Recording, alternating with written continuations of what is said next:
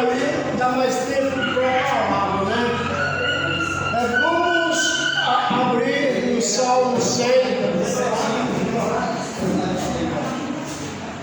O Salmo 100 diz assim: celebrai com júbilo ao Senhor, amém, todos os habitantes da terra. Servir ao Senhor com alegria. É interessante que ele repete e muda só as palavras. Ele diz: celebrai com júbilo ao Senhor. Celebrai com alegria ao Senhor. Todos os habitantes da terra. Ele está colocando não só a igreja, ele está colocando todos os habitantes da terra. E o que nós devemos fazer para esse Deus? Servir ao Senhor também com alegria. Eu sei que o cansaço é grande, o dia para muitos foi pesado, mas devemos apresentar-nos diante dele com um cântico. Então vamos ficar de pé, igreja, e vamos louvar o Senhor.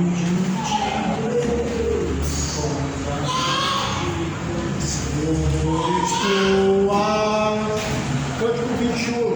Haja rolar em tua presença, desejo estar. Eu sei que nada sou, mas me humilhar. Preciso de ti, vem me restaurar. Eu quero ser como um jardim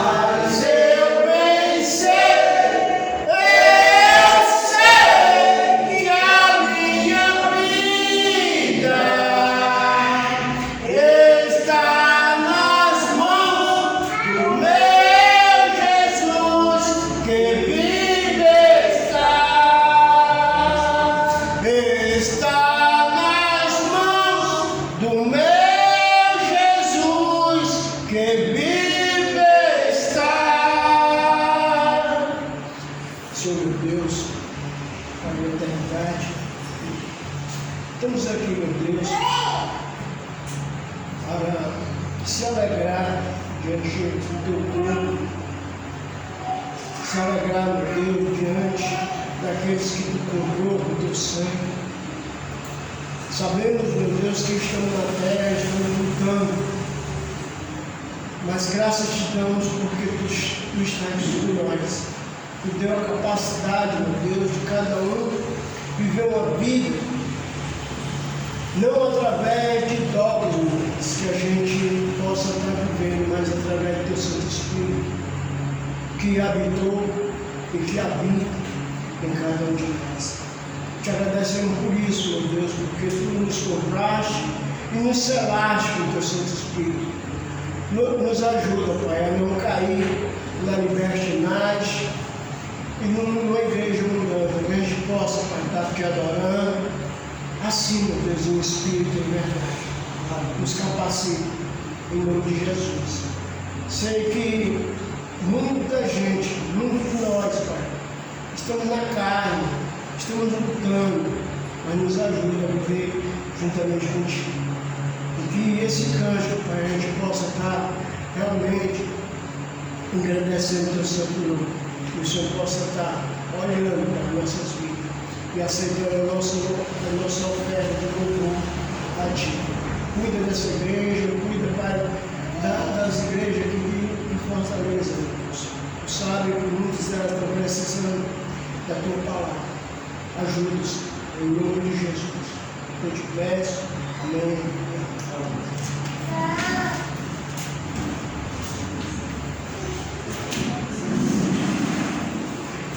Graças a Deus, irmãos.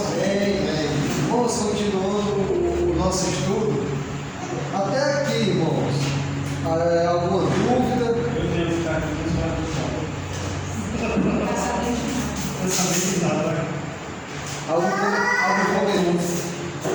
Algum comentário? Alguém queria falar alguma coisa? Está tudo bem? Está tudo bem? Podemos dar continuidade? O Cícero, na semana passada, ele deu um iníciozinho no capítulo 4. Vamos começar do outro para a gente pegar o contexto. Capítulo 4, a partir do versículo 1.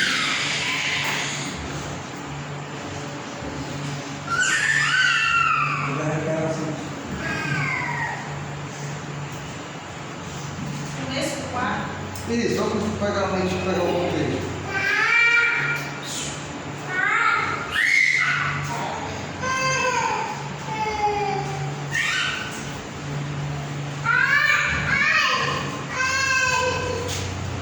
Gálatas capítulo 4, a partir do versículo 1.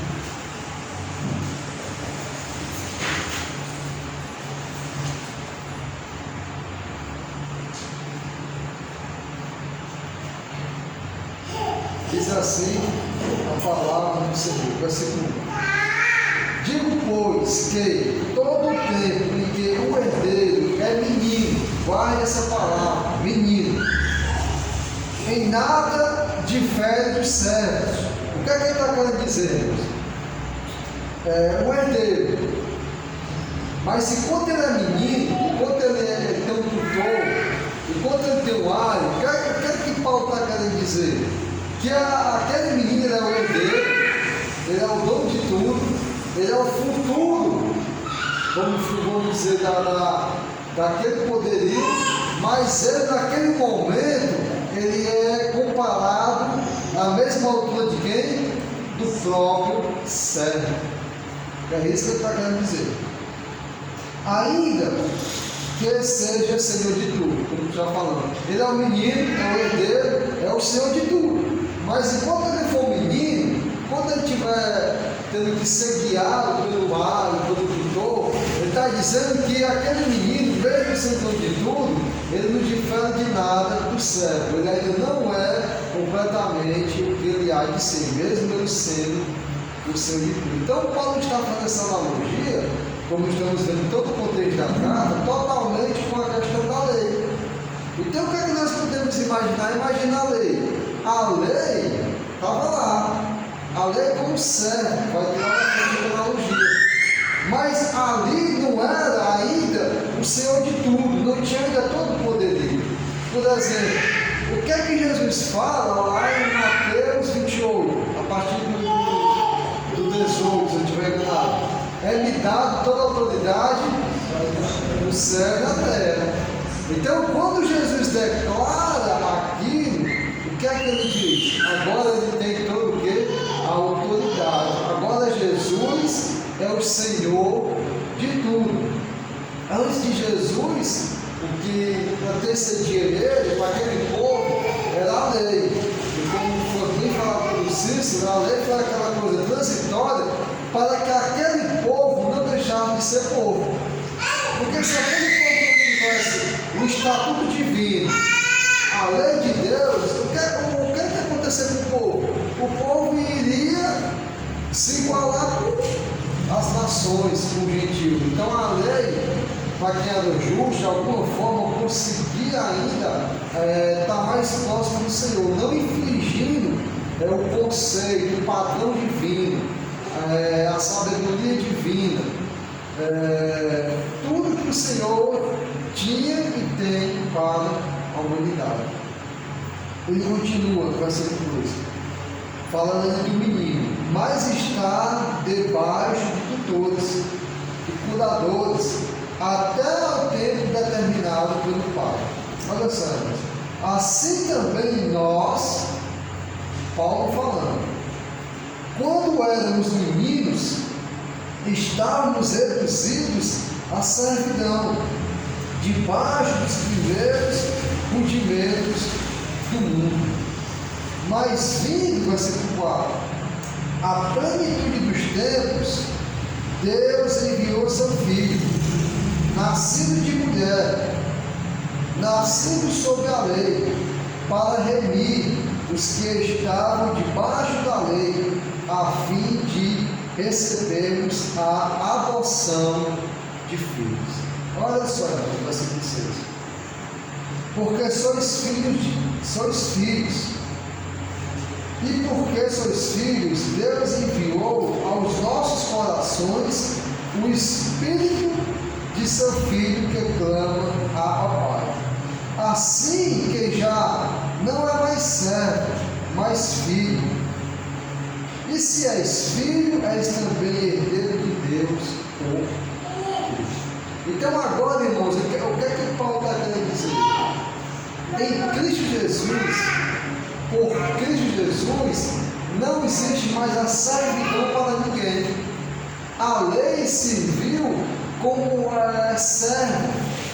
A lei serviu aquele momento transitório para o povo não perder o rumo total até chegar a quem? A Cristo. Porque a lei era aquilo que iria conduzir a Cristo, a plenitude, a perfeição, a totalidade, o ponto final de Deus não era a lei. O ponto final de Deus é Jesus Cristo. Então a lei serviu como para aquele tempo, essa condução, até chegar a Cristo. Chegando a Cristo, o que é que Cristo declara? Eu sou o caminho, eu sou a verdade, eu sou a vida. Então Jesus agora sobre ele diz, eu que sou o caminho para o Pai, não é a lei. A verdade não é a lei, porque quando a verdade é falada naquele contexto, agora é a verdade completa. Aquilo que ainda não tinha sido completamente revelado pelo tempo, pela ocasião, em Cristo Jesus, irmãos, chega toda a verdade. Não é que Deus omitiu, não é que Deus escondeu, não, mas é porque todo o processo ainda não tinha chegado o que? A verdade.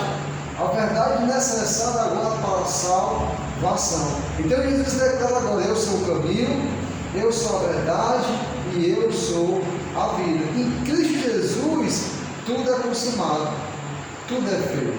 É assim que fala em Colossenses. Porque dele e por ele e para ele foram feitas todas as coisas. Não foi para a lei.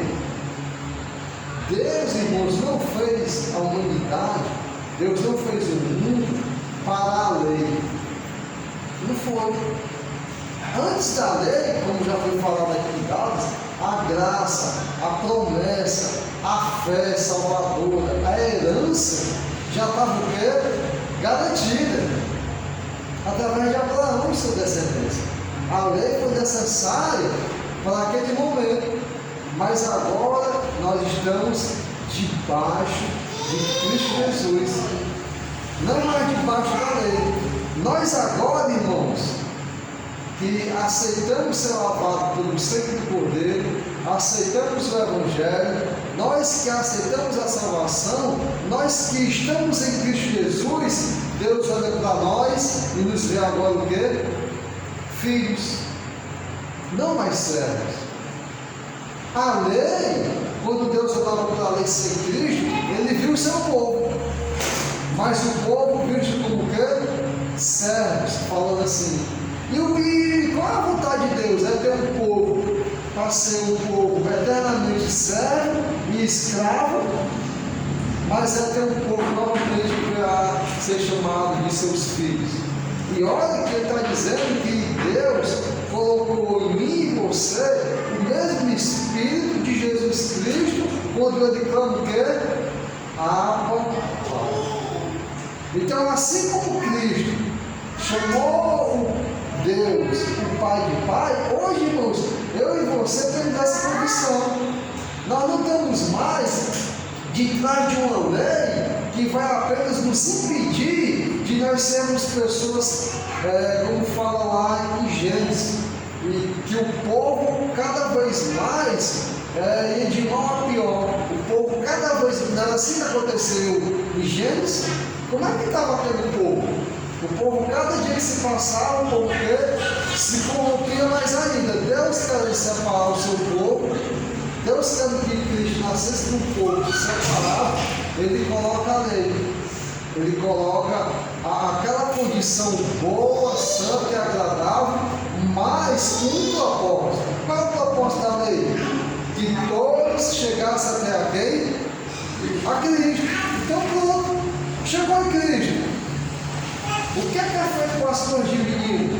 Aqui, irmão, é interessante, se você se lembrar, qual é a outra passagem que Paulo fala na analogia de menino? Quem se lembra? Coríntios, né? Coríntios. Quando ele fala dos dons. Olha só que interessante. Era menino para fazer as coisas de menino. Isso. Mas quando chegar a ser homem, fez o que com as coisas de menino? Abandonei. Então, nós temos a lei do Senhor, os mandamentos como referência. Nós temos a lei do Senhor como uma bússola, como norte, uma lei santa, pura, elaborada por Deus, completa, verdadeira, essencial, mas que até então, irmãos, entendem, vamos pensar assim, não tinha chegado ainda no seu ponto final, que é Cristo Jesus. Chegou em Cristo. Cristo agora, ele não vem para revogar a lei, ele não vem para anular a lei, ele vem mostrar para nós, irmãos, agora a lei do Senhor da maneira verdadeira, completa e o que? Eficaz. Eficaz. Libertos em Cristo pela graça.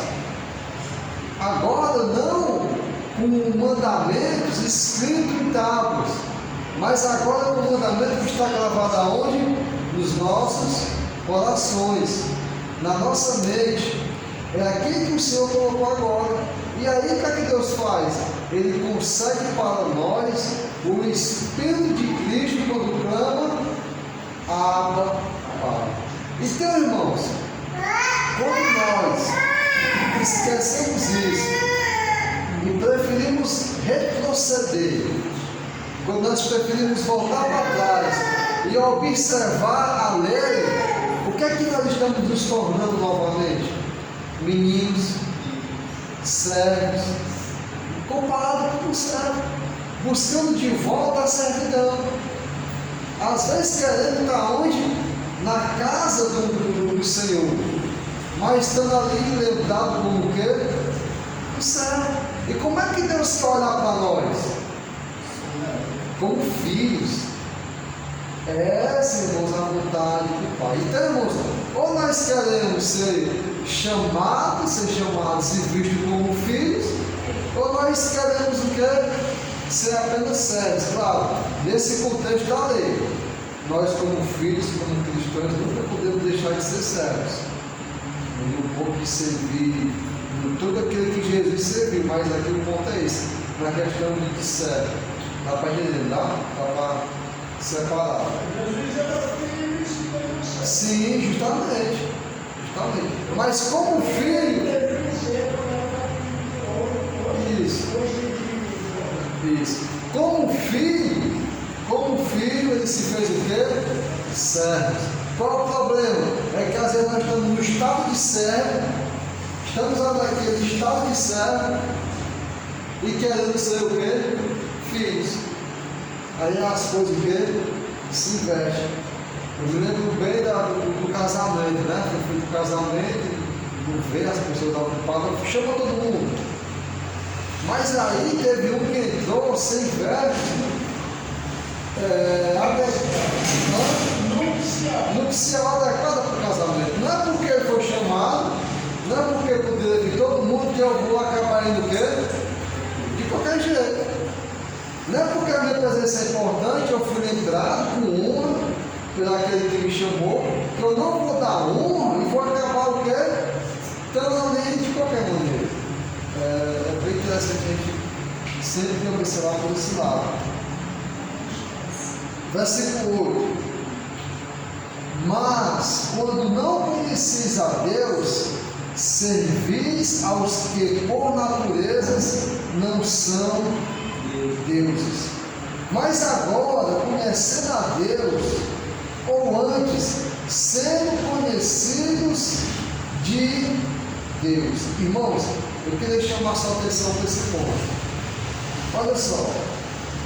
Mas agora, o nosso povo, a nossa partida, agora o que é que nós temos que fazer? Buscar conhecer a quem? Conhecer a quem? A Deus. Irmãos, é essencial que nós venhamos buscar conhecer a Deus. Romanos fala que é inesculpável aquele que não busca conhecer a Deus, aquele que diz que não conhece a natureza, prova a existência de Deus. Tudo prova que Deus existe. Então, se eu entendo que existe um Criador, um Supremo, uma divindade, que eu tenho uma lembrança que Ele cuida de mim, que Ele de alguma forma controla tudo, e eu não busco conhecer Deus com amor, por amor, para viver a sua vontade e praticar a sua justiça, eu vou ser indesculpável quando eu disser que não sabia. No dia do juízo, eu serei indesculpável. Isso. Porque eu sempre sou mais pela justiça certa, veio o sol da vida. Isso. Eu, sabendo disso, eu me preocupo em ser A verdade, o Senhor verdadeiro. Por isso eu me torno desculpado. Justamente. E aí eu vou chover. Porque o que está em Jeremias, isso é verdade. Jeremias 31, esse que vem dias e que fala o novo conselho. Não como fiz lá, quando o povo invalidou. Esse novo conselho vai estar gravado no coração, dentro de cada um. E não vai mais precisar, ninguém está impondo a lei, dizendo, ó, está aqui a regra. Se você não for por aqui, não tem mais isso.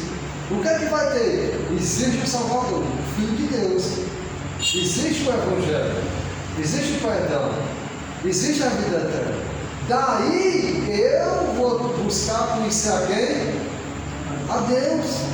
Eu vou buscar conhecer a Deus. O que Paulo falou, se eu estiver enganado em Filipenses? Uns pegam por porfia, outros pegam por inveja, outros pegam por contenção, mas o que importa é que Cristo seja o quê? Anunciado. Cristo, irmãos, foi anunciado em toda a parte da terra.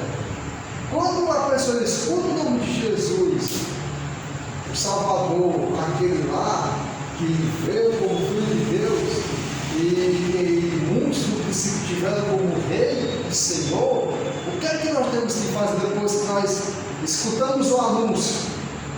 É a mesma coisa, o anúncio. Mas aí você vê um anúncio na televisão, no jornal, no panfleto, é um anúncio, uma propaganda.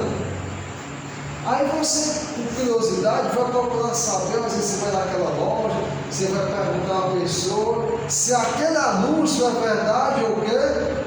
Mentira. Então, uma vez que Cristo foi anunciado, e é anunciado pelo catolicismo, pela Universal, pela a Mundial, pela graça do Testemunho de Jeová, uma vez que o nome de Cristo é anunciado e espalha sobre a terra, cada um de nós, de forma individual, temos que buscar conhecer a esse Jesus em essência, em verdade, justiça e intimidade.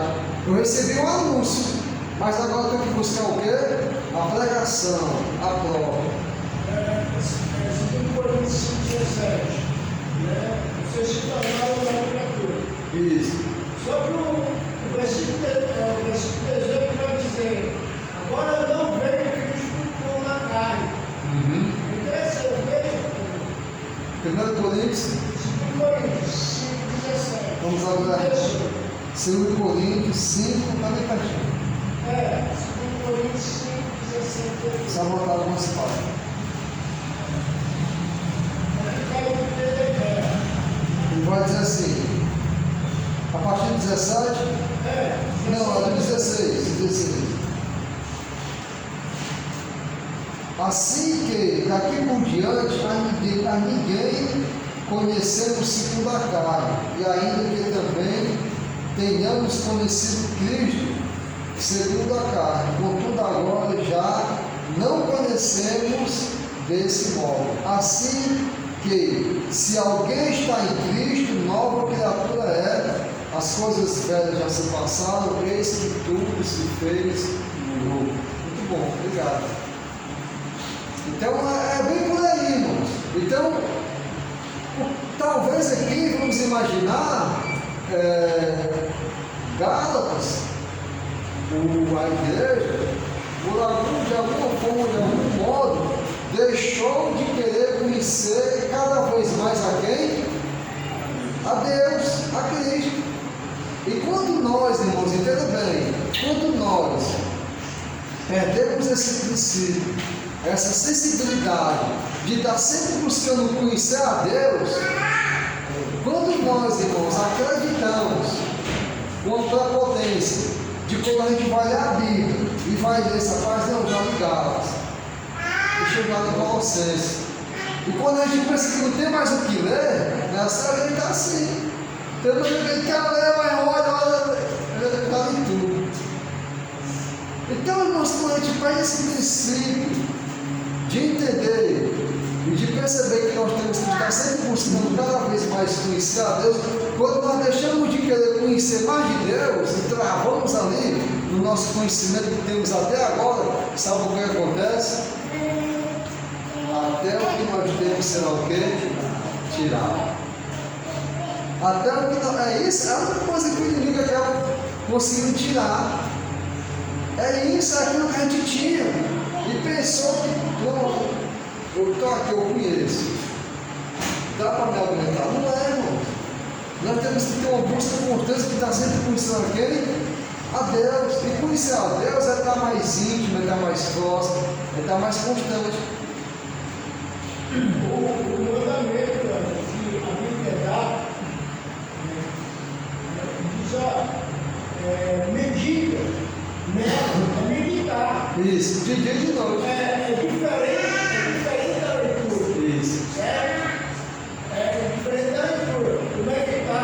Você examina aquela palavra, vai, aí você dá uma olhada na palavra, e aquela palavra vai trazer mais. Então, não é só que não sabe, mas é medito e dois. Isso.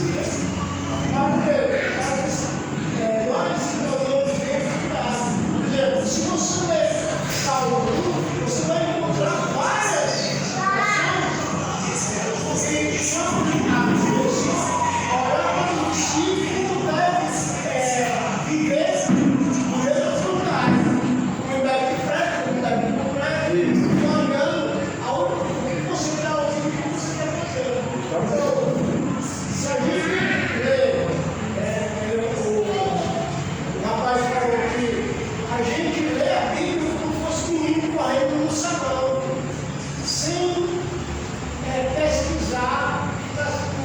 sem ruminar, sem estar debruçando, sem estar tentando ligar com a coisa e aprender, conhecer, é conhecimento. Conhecimento. Quando Paulo ele leu o Velho Testamento, ele leu vendo Cristo. E aí ele teve a capacidade de passar essa mensagem. Justamente.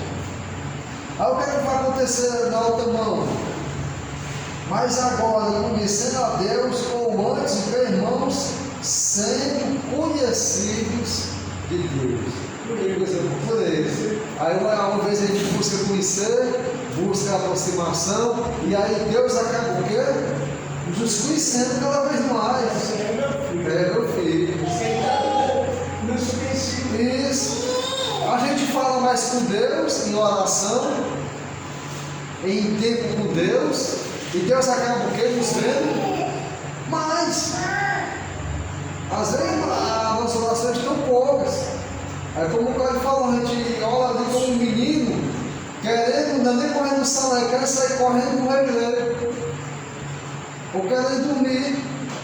E aí, a gente, às vezes, tanta coisa para a gente orar, e a gente chega no ponto que a gente vai orar e não sabe por que ora mais e fica ali travado. Porque o que acontece, irmãos, é que a nossa intimidade com Deus, a nossa intimidade com cada um de nós, ela vai ficando distante e nós não sabemos mais nem o que conversar com quem? Com Deus.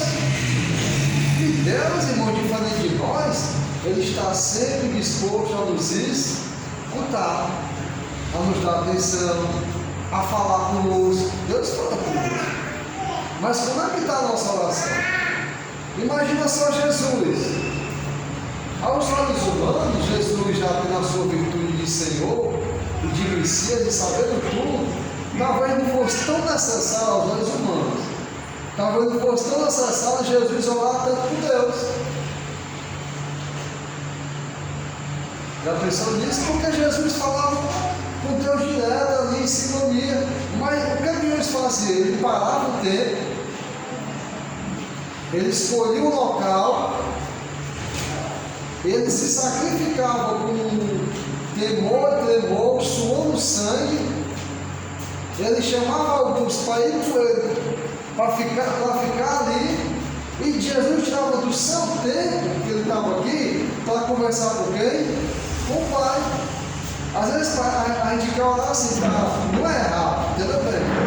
Não é errado a gente estar trabalhando e estar no seu abençoe esse trabalho, no seu abençoe de uma forma instantânea. Assim aconteceu com Neemias. Quem se lembra de Neemias? Neemias foi entregar lá para o rei, né, o que ele servia na copeira. Aí o rei, rapaz, por que tu está tão triste? Ali era até uma questão de medo, porque como ele provava se tinha veneno ou não, era até uma suspeita. Mas Neemias, em questão de algum momento ali, ele orou e falou com quem? Na mesma hora com o rei. Mas depois você vai ver outro momento que ele foi lá, se separou, se reservou e orou a quem? Ao Pai.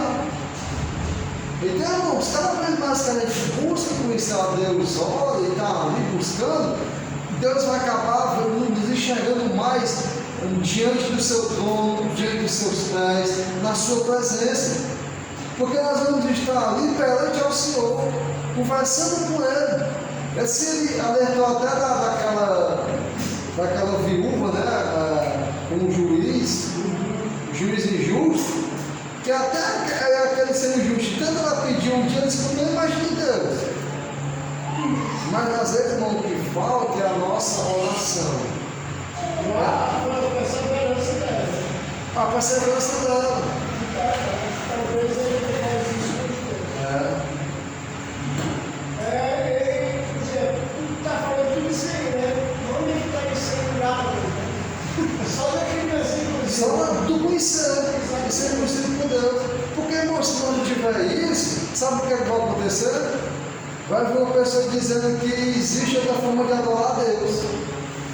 Como eu estou vazio e como eu estou um pouco distante de Deus, aquilo naquele momento é interessante e tem fundamento.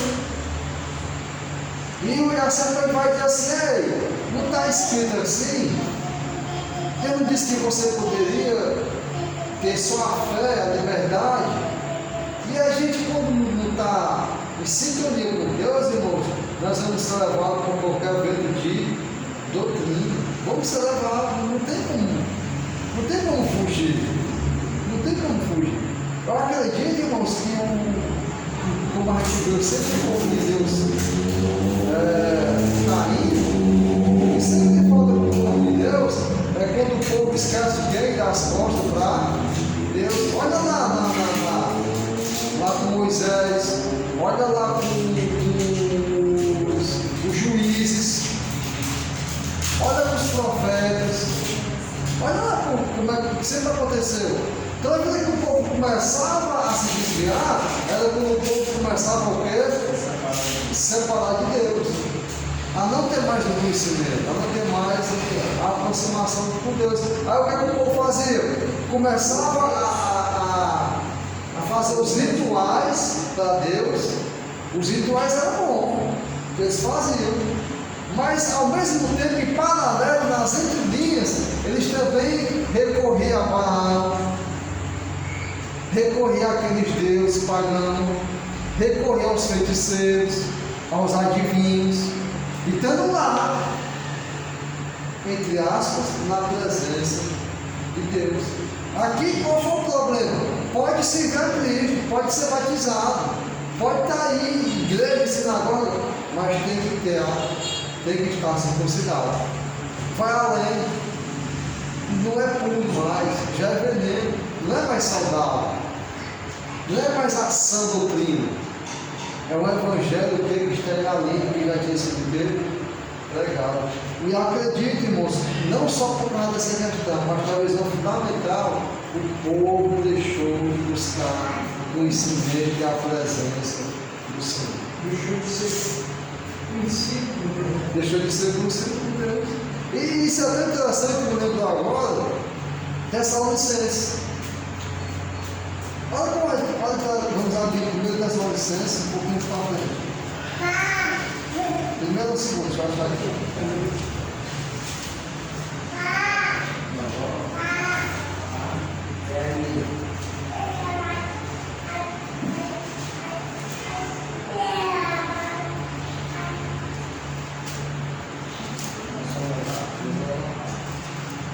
Qual capítulo? Segundo Tessalonicenses, capítulo 2.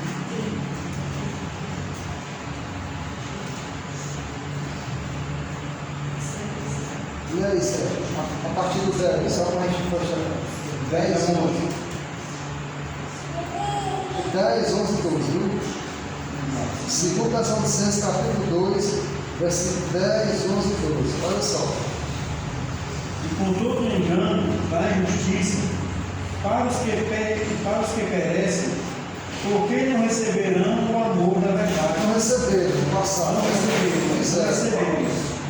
Não receberam o amor da verdade, para se salvarem. E por isso Deus lhes enviará a operação do erro, para que creiam a mentira, para que sejam julgados todos os que não creem na verdade, antes tiverem prazer na iniquidade. Olha só, não é totalmente ligado àquilo, mas olha, até o ponto chega, quando eu e você não temos mais um amor na verdade. Quando nós nos deixamos de nos preocupar em conhecer a verdade, nós vamos estar propícios, nós vamos estar frágeis para qualquer tipo de novo ensinamento. E por eu não ter amado, por eu não ter buscado conhecer a verdade, por exemplo, é a nossa profissão. O pedreiro, o mecânico, a dona de casa, a faxineira, o médico, quando ele não se preocupa em conhecer naquilo que é o seu ganha-pão, naquilo que é o seu sustento, ele não quer aprender para se aperfeiçoar e ter o mesmo que comer, o que acontece com o profissional? Fica estagnado, desempregado, com fome, sem confiança, não entende nada, não acha nada, porque ele não se empenhou em se aperfeiçoar e conhecer aquilo que lhe dá o quê? Vida.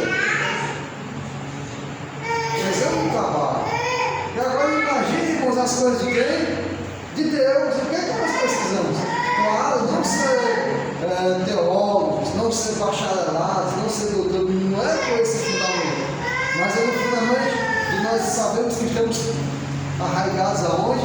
Na rocha, na verdade, na palavra que o irmão Moses falou, na pregação passada que ele trouxe, a palavra que nos purifica, a palavra que dá salvação, a palavra que nos filtra e a palavra que nos santifica.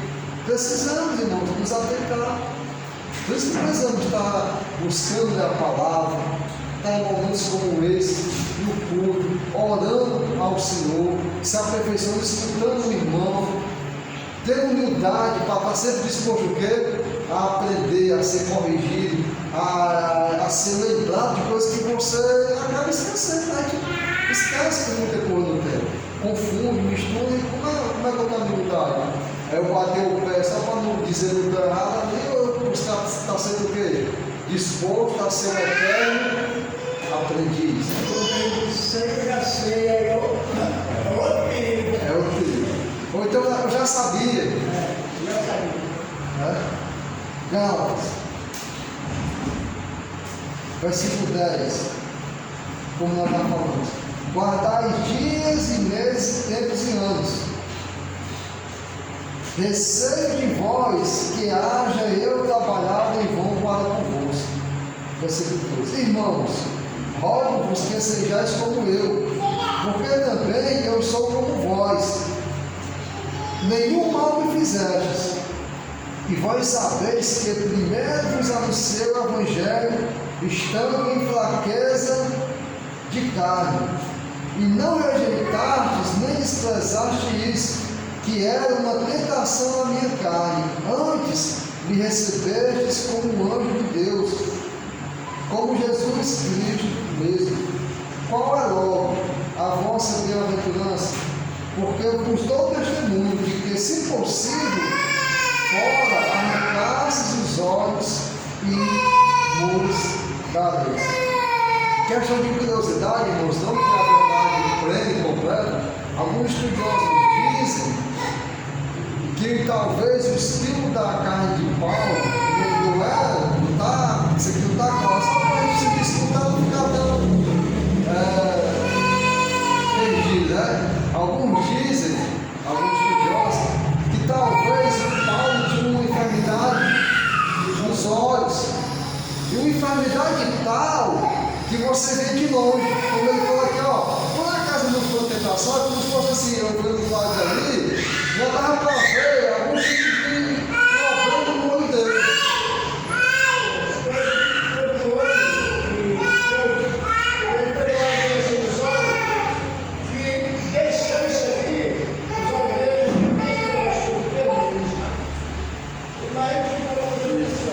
Aí até eu quero dizer assim, ó, eu vi quando eu estava com vocês, eu percebi que vocês me receberam tão bem, que se naquele tempo talvez se vocês pudessem tirar os olhos de vocês, tinham colocado em mim, então não foi em vão o relacionamento que eu tive com vocês. Aí quando eu declarar essa enfermidade talvez muito dolorosa e severa, alguns dizem que talvez é um pouco pesado. Você nessa carta que vai provar também, que diz, ó, veja com grandes letras, né, vos escrevo, porque talvez ali as pessoas sempre escreveram para ele, e ele desde que ele escreveu, aí por aquilo ali ele escreveu com uma letra grande. Quer dizer, isso aqui não influencia no nosso contexto. Como está aqui, é bom estar sempre, e não, daqui não tem prova, não tem dizendo, é coisa que a gente pode escutar e estar lembrando, né? Coisa que não está tão longe. Vamos completar o vídeo. Fiz-me acaso, versículo 16, fiz-me acaso o vosso inimigo, dizendo a verdade. 17, eles têm zelo por vós, não como convém, não atenção o que ele está dizendo, mas querem excluir-vos para que vos tenhais zelo por eles. Qual o problema do falso mestre? Ele chega dando para você uma salvação mais garantida e diferente, para que você seja atraído, e ele não está preocupado na sua salvação. Ele está preocupado que você seja o que o servo dele. Ele está preocupado que ele seja maior do que você. Ele está preocupado que ele consiga que ele dominar, ele controlar, se aproveitar de você. E olha o que acontece hoje. Então o problema desses homens que trazem todo tipo de solução não é que ele está preocupado com a salvação. A salvação não está de mesa, mas ele está preocupado se ele tem o que? A massa ao seu favor, debaixo da sua condição. 18. É bom ser zeloso, mas sempre do bem, não somente quando estou presente convosco. 19. Meus filhinhos, por quem de novo sinto as dores de parto, até que Cristo seja formado em vós. Eu bem quiser agora estar presente convosco, olha o que a gente pode dizer, e mudar a minha voz, porque estou perplexo a voz respeito. O que é que Paulo está dizendo? Que ele queria estar lá para mudar a voz, para o autor, né? Fala um pouco mais alto, de tão perplexo que ele estava por aqueles irmãos tão diversos, irmãos, ter ido atrás do evangelho, que não era do evangelho, está defendendo, está vivendo, está anulando tudo aquilo que eles tinham aprendido, porque foi tipo assim, um abandono completo do evangelho verdadeiro. Eles abandonaram tudo e agora estavam vivendo, pregando e proferindo esse novo evangelho que não é evangelho. E isso deixou Paulo aqui no mínimo, na minha versão fala, perplexo. É muito perigoso quando a gente deixa de olhar para as mensagens da igreja de Cristo.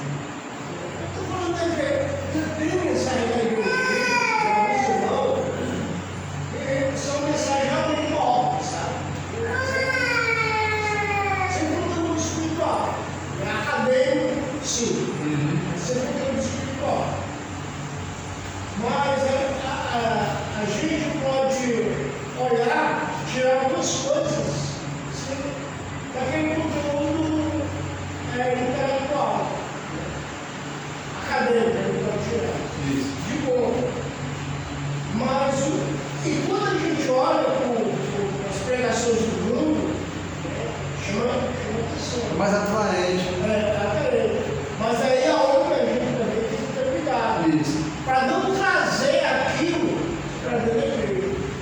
Por exemplo, quando eu cheguei no certo local, lá, os meninos estavam dando Paulo para Jesus. Aí eu fiz uma pergunta para ele da Bíblia. Ele tinha lá um pregador que incentivava, né? Isso. A única coisa que ele aprendeu isso? Deve ter uma escritura? Não. Fora da escritura. Pega na mão do seu irmão. Aí se o meu irmão fosse um mulher que fosse claro, ou fosse um tarado, e aí? Eu estava incentivando eu, isso, trazer uma coisa boa, entre aspas. Então a gente tem que ter muito cuidado com essas coisas que tem no mundo. Amém? Alguma dúvida? Algum comentário? No final de semana nós vamos continuar aqui na alegoria que Paulo vai fazer com Isaac e Sara e Sara. Isso. Agora ele começou no papo. As escravas são nós. A decisão da escrava é nós, Isso, mas aquele que é a alegoria na servidão da nova lei, né? Mas é isso. Vamos responder lá? Eu? Sim.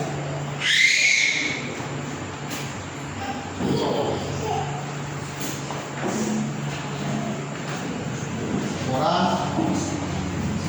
Deus, Pai amado, para os céus, estamos aqui, Senhor, para aprender mais a palavra, dando graça por tantos conhecimentos que o Senhor tem